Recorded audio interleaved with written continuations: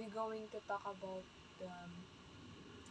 so this topic is about the Feast of Purim, which is the Feast of Purim is additional in time of spring.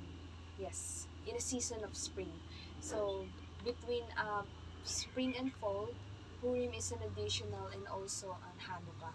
So the brief background of the Feast of Purim, on the feast beginning, we can read this in the Feast of Purim in Book of Esther, which is the story of Book of Esther is in the Bible was began the Feast of Purim, and where the Jews celebrated their salvation from genocide. So when we say genocide, it's like the whole uh, the whole the whole generation will going to be killed, slain by someone's hand. So by the hands of Haman, which is the one who going to make the genocides of the Jewish. So Haman, for example, this is the brief explanation, which is Haman deceived the king because he was angry to Mordecai.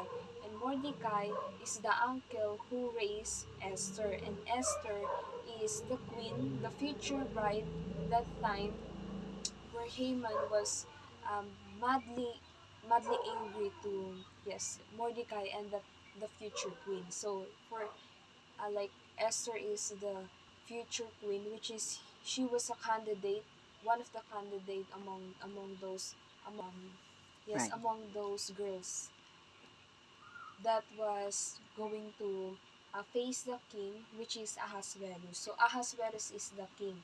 So that's what the introduction of the characters in Book of Esther. So Esther's uncle is Mordecai, who saved the king's life. Previously, it was targeted by Haman's hatred for not bowing to him. So that's why he is angry.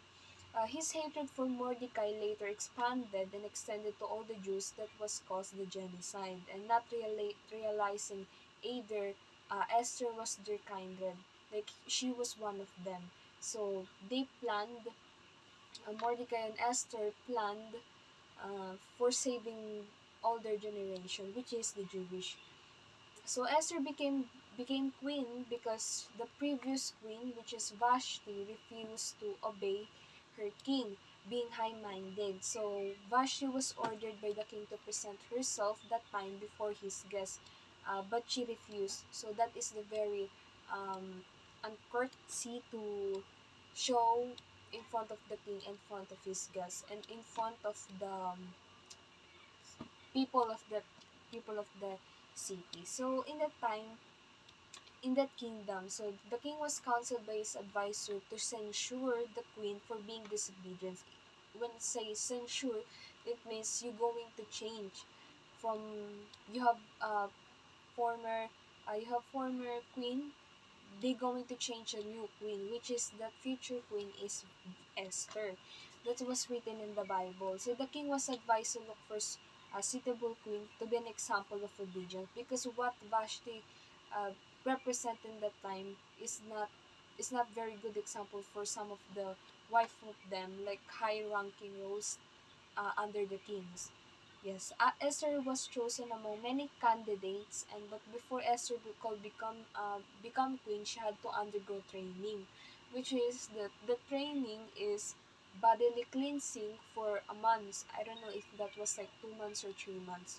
So we're then when she exposed to the king of Persia, which is Ahasuerus, the genocide of plot of Haman was broken, and the king could not just rescind the order, because once it has been stamped, it is sealed, it was irrevocable. So during that times, there was no we called electronic communication. So and he to had to be had hand delivered on horseback. So it's very hard, like all throughout the vast Persian Empire. So when that's the short story from them. So from the word Feast of Purim, from this Jewish, they have a progressive revelation for feast they called Purim. So according to the scroll of Esther, they should have days of feasting and gladness, and of sending portions one to another in gifts to the poor. So that's what Purim is what about. Like you are going to have like exchanging, yes, exchanging to one another, like present, and Purim is celebrated among only Jews by exchanging gifts and food and drink known as Mishlam Manot. So, donating charity to the poor, and that was in Esther chapter 9 verse 26. So we must share the progressive message this time of the year as a gift to the spiritually poor. So when we saw someone who is very lukewarm or relaxed towards God, we need to share this message, because in the face of reality, the Feast of Purim, what they originally do in history in Bible is uh, feasting and gladness. So that means they gifts to the poor. They're gifting the poor one the gifts of food and drink. So they're gifting the poor people. So in spiritual realm, we need to share the message in this time of the year as a gift to the spiritual poor, but not just this year. We must do it every day. So some typology, when it comes to typology, it's very relevant application in our Christian lives. So, for example, the characters of the Bible have each typology. Example, the king, Vashti, Esther, and Mordecai, and also Haman. So what are the representation?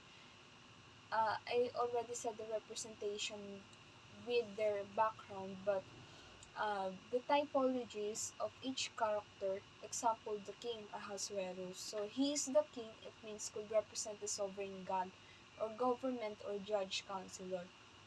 He also could represent Jesus Christ, and as the bridegroom seeking a bride church, right? He is seeking for a new perfect bride for his for all of the for all of those people. So Vashti, which is the past queen, could represent anyone who does not want to obey the progressive in spiritual way, of course.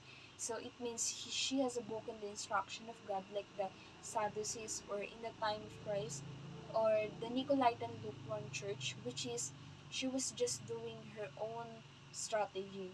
It means she don't have she don't think about what God will do when he when she does that. So that's why she was replaced. It means Vashti is like foolish, resisting the message of God. So when it comes to Esther, there's a many typology of her. So like when it comes to bride, you need to be obey.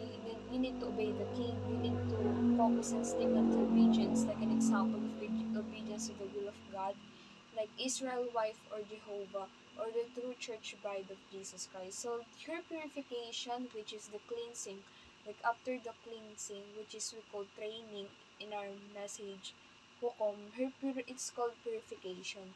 Her purification represent the Christian training discipleship.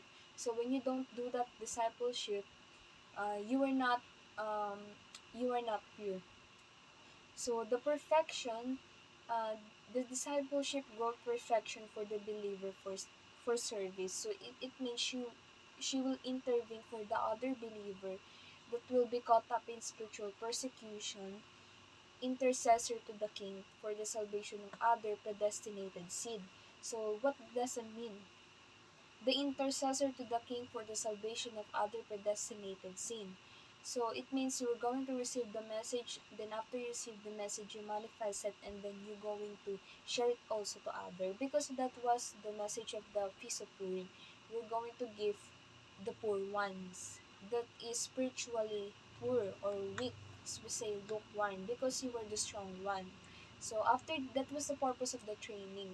So that's what happened. The intercessor to the king for the salvation of other predestinated sin. It means she saved those poor ones. So who's the poor one? That was the Jewish people who's going to face, almost going to face the genocide by the hand of Haman. So that's the explanation of Esther. So Haman represents the one that causes troubles for a believer, to a follower of God. So we can say that this is the devil, spiritual devil. So, or yes, spirit of Satan, and utters the spiritual genocide of others by persuading others. So he's the one who wants to kill those Jewish, like the early soul to be angry at progressive message and those who would follow it. So this is called Nicolaitan spirit. So when it comes to Mordecai, last is the true servant of the king because he saved the king, helped recruit Esther. So he's when he helped Esther in typology of our progressive revelation. This is like Eleazar and Rebecca. So this is like he was the counselor for choosing the bride for the king, and he helped her prepared for the to be purified with the court of eunuchs to be presentable to the king. So it means like godly judge, counselor in the church. The true fivefold ministry, because what does the true fivefold ministry do in progressive in our age right now? It's perfecting of the saints. So you are perfecting the bride because the bride she going to face the Christ, which is her bridegroom. Um you need to be so clean. You need to have a purification. So this like a target for elimination of by false brethren and ministers. So that's what the Feast of Purim is all about. So that's all, and next time, thank you. Goodbye. If you have a question, just please comment section. Suggestion topic.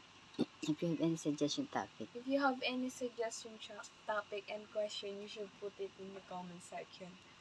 Bye bye.